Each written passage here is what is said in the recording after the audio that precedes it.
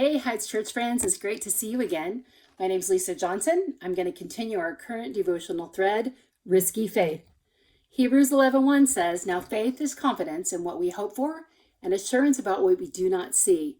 This is what the ancients were commended for." The last month, we've been studying faith, and we've been talking every day about some amazing Old Testament characters. And today I get to tell you a story that involves a woman, intrigue, a battle, and spies. One of my favorite stories from the Bible is the Battle of Jericho. Now, we've all heard the story, the Battle of Jericho, where the walls came tumbling down. We know that he won, right? I mean, they had been leaving the promised land 40 years before. Moses took them out of the promised land, and then Joshua took over. So when Joshua got to Jericho, there was this big wall, and there was a definite need for some serious intel. So this is where the spies and the intrigue come in. So the spies went into Jericho, and they stopped at the woman Rahab, however you say her name. I think it's Rahab.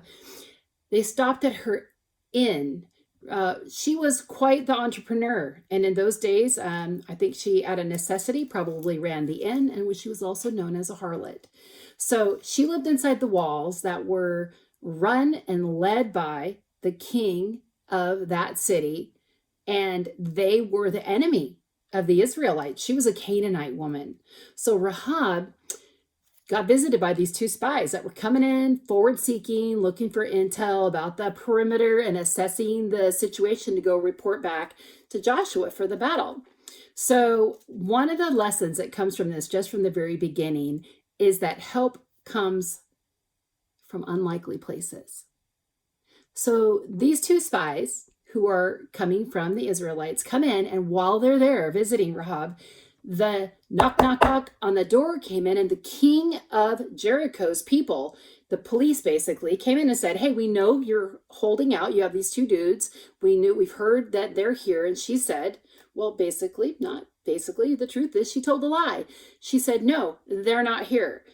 She said, "Actually, I saw them leave and they ran down the city gates." So they took off after the two guys, and she saved their lives, basically. She hid them on her rooftop under some pieces of flax. And so in exchange for that,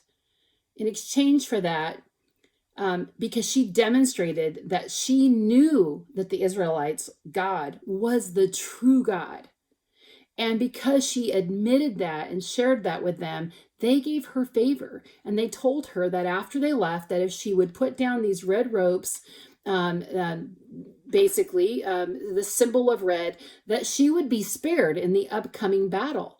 So, I love visiting battlegrounds. When I go visit historical sites, and especially on the East Coast, I always want to check out the battlegrounds. And then I go in the museums, and I know the part I learned in school, and then I learn the rest of the story. So what's really neat about this is that Rahab went really from brokenness. I mean, she was a harlot.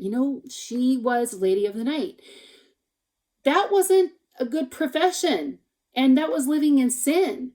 But yet, God used her even in her brokenness.